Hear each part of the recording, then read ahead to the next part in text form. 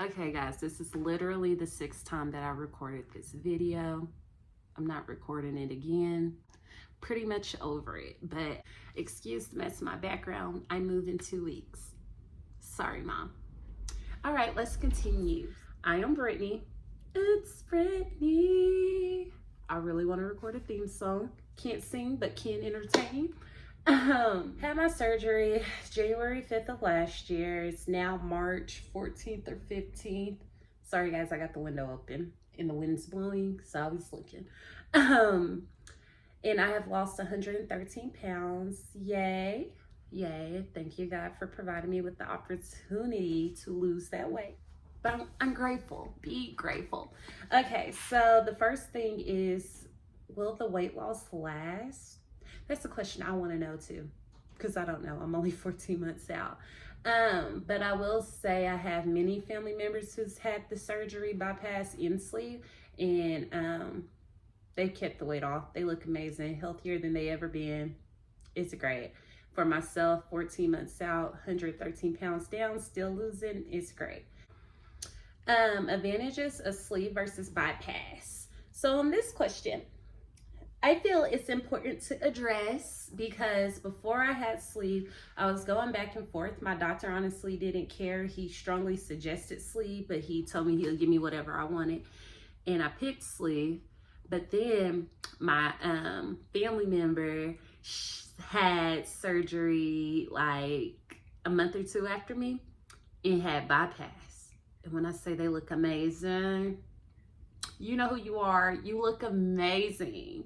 And it made me question, like, Brittany, why didn't you get bypass? But of course you do that with family. Like, of course.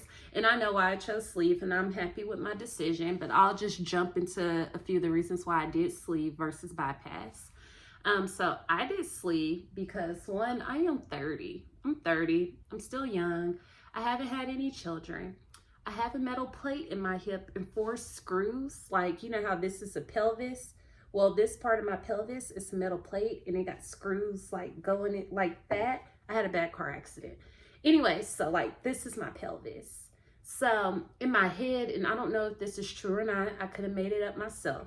But in my head, if God blesses me to have children, how am I pushing out a vaginal baby? I mean, this is a question regardless of sleeve or bypass, but how am I pushing out a baby vaginally when this is metal? It's not gonna bend like a bone is supposed to. So already having that in my head, and then on top of that, it's like, and then what are you gonna do if they reroute your intestines? Like, how's the baby gonna grow in there, rerouting your intestines, and then you got a metal hip blocking it with no bending room? Like, all that was in my head when I chose to do sleeve versus bypass, because with sleeve, they're not moving your organs around. I mean, they removing part of an organ, but they're not moving stuff that's already there around. Bypass, they're literally rerouting your intestines, and that like they're bypassing part of your intestines and part of your stomach, and it scares me. So I didn't do it. And that lasts forever, where sleeve, your stomach is a muscle. So say my stomach was like this, and then they cut 80% out, and now it's like this banana shaped. Because it's a muscle, whether I do good or bad, muscles grow. Muscles grow.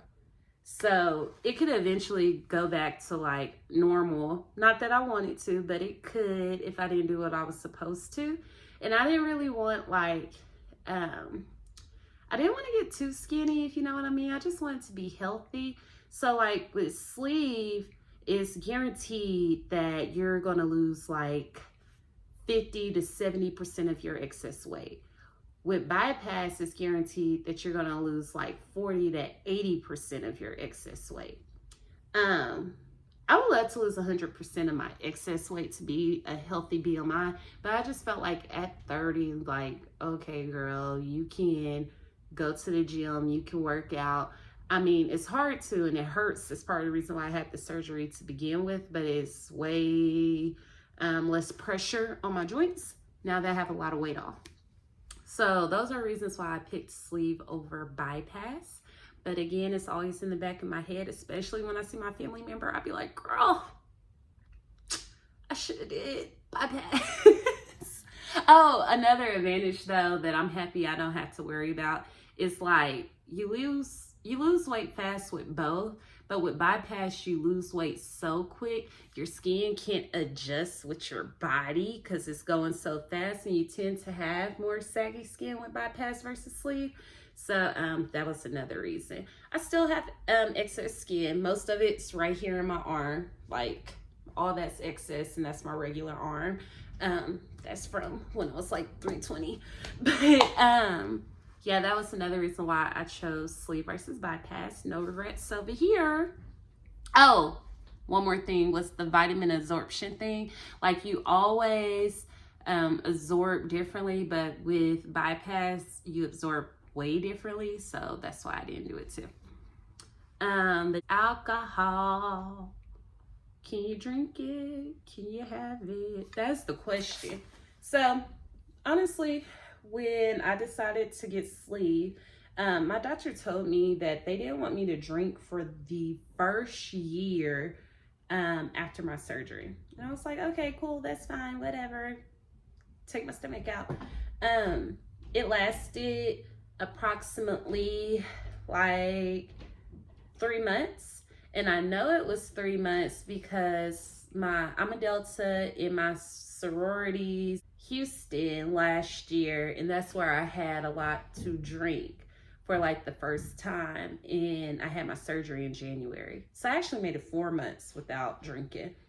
No, I didn't die. No, I didn't get alcohol poisoning, but the way your body metabolizes things is so weird.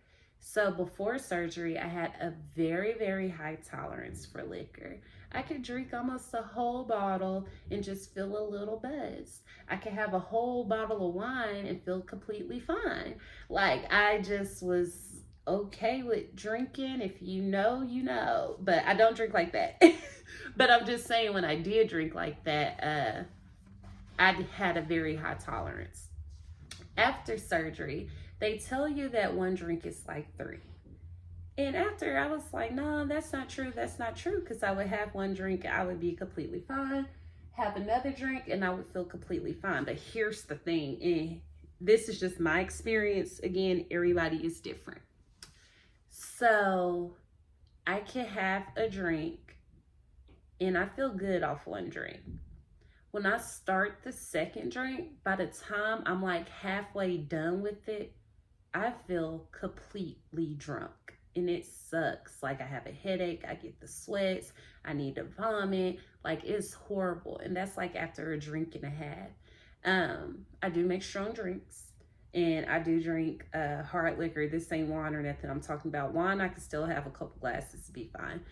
But liquor, I like to drink for the carbs and stuff, tequila, because tequila doesn't have carbs. The healthiest liquor you can have. That stuff puts me on my butt. And it's just like I said, after the first drink, I feel completely fine. I don't really feel nothing. And then in the middle of that second drink, it just hits me. I feel drunk. Now, what sucks about this, because you'd be like, oh, that's good. Less money to spend, less liquor to buy. What sucks about this is after that hits you, you feel like crap for like an hour. So once you take some ibuprofen, sorry, my battery's low, but once you take like ibuprofen or throw up or whatever you need to do, I immediately feel sober again, completely sober. Like I had had one drink, and it's never been like that for me. So it's actually a waste of time. And it makes me upset because if I feel the need to pour a hard liquor drink, it's because I need to cope and my praying's not helping with my anxiety. So I'm like, oh, let me just have a drink and not think about it and go on. Because I'm either have a drink and a half and be sick to my stomach for a little bit, then be completely sober, or I'm not going to have nothing. Like it's actually pointless. It really is.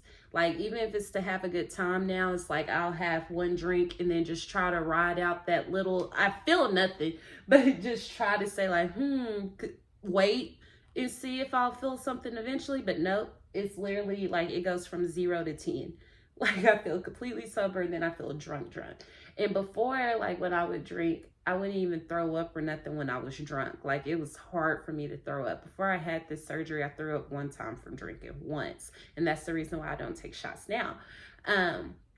But after surgery, it just depends what it is and how much I had. And I can throw up immediately and feel sober immediately. So it is weird. I don't know if it's like that for everybody, but for me, that is a noticeable difference that I really don't like. And also you got to try to like have drinks like cocktails without having the sugar, because that sugar will kick your butt and you'll say, oh, I'm drunk, and you're not drunk. You're having dumping syndrome because you had all that sugar in that strawberry daiquiri or that strawberry margarita. And I'm not pushing that, but I'm just saying you have to be wise in your calorie choices at all times. And since we're talking about alcohol, I will say too, I think that's part of the reason why I stalled. I stalled for a really long time. Like from October till February, I lost a total of 12 pounds. First, I was chalking it up to, oh, my weight loss slower. I can't, no. I'm supposed to lose more than 12 pounds. A healthy individual who didn't have surgery, who's trying to lose weight, loses 2 pounds a week. So that's 8 pounds a month. So that's like 24 healthy pounds at least from October to February. And yeah, that wasn't my case. I was drinking more because one, it was the holidays. I had a new job. First, I had a new job and it has way more stressors than my other job did. And I used to like to come home and have a drink, a little lemon vodka. I would have a drink over eating. So there was that. And then it was holidays on top of that. And then just being around people where I used to do that kind of thing. There you go. So alcohol, I'm going to say some good things. So actually try to not drink it for a year and just see what happens. See if you have less stalls. I didn't. That was the decision I made. That's why I'm 113 down and not 150 down. Can't be mad at nobody but myself. But I will say a part of that too is realizing what are your coping mechanisms. And I know I've said that in a video before. Like, what are your coping mechanisms?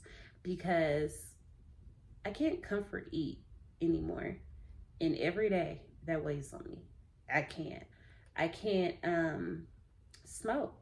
I can't drink. So it's like, what are you doing to be healthy and to handle your stress?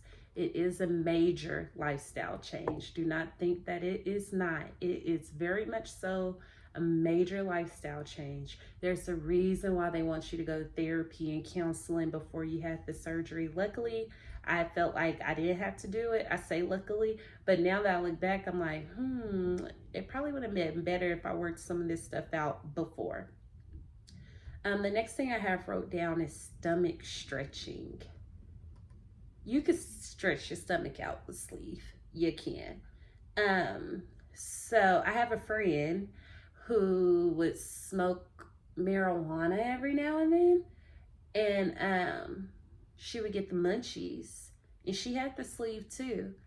And she still couldn't eat a lot. And she couldn't munch how she used to munch before sleeve. But she was still munching. And those are still calories. And she was still munching on the bad things. And what she figured out, she told me what she figured out was that you can eat more when you partake in that. So if you want a successful weight loss journey, you can still have a successful weight loss journey. Like, she still lost weight. She still looks great. She's still healthy. She's still losing weight. But me being her friend, I'd be like, girl, don't you know that if you didn't do that the few times that you did, you know, and wasn't munching when you did do it, you probably would have been another 15 pounds down. I be telling that girl that like every other week, but she don't listen to me. So I'm telling y'all on this video, be very cautious and aware when you do that. Even if you have like healthy snacks and stuff, it's still calories, it's still food, it still adds up. So be aware. And it stretches your stomach out so that later when you're not like that, like me and her would go to brunch and she did that like the night before, and although she's not still under the influence and she doesn't have the munchies, she's able to eat more. So must be very aware on that. Very. I try to tell her, watch out, girl. And now I'm trying to tell y'all, watch out, y'all. So the next thing is like fiber and protein.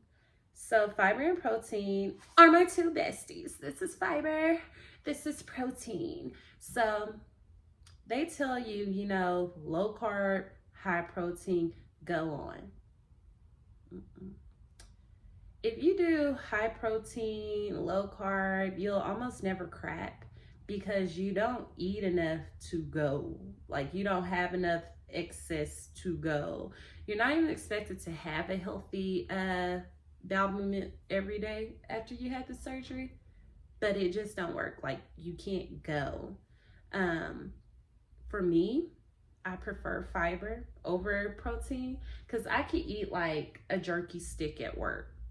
Almost, it's like 0 to 5 carbs, very low carbs, no added sugars, very high in protein. Sorry guys, again, my window's open and my neighbor's dog was trying to come through my window and she's like calling her saying, no, don't go in there. Sorry, I was looking to see if it's gonna like jump through my window. It's a beautiful day outside. But yeah, so like protein, I'll eat it, it makes me feel full and I'll be like, okay, cool. But fiber makes me feel stuffed. Like I can eat a Granny Smith apple, which is low carb, very, very high fiber, and the fiber in it, like it just makes me feel so stuffed where I'd be like, oh, I can't even finish this apple. Same with salads. Like I eat a salad, I'm like, oh, I can't even finish the salad. Yeah, you used to put like 5 pieces of bacon in front of me. I could eat that. And that's high protein, but there's no fiber, so I'm not feeling full. So I just keep eating till that protein fills me up.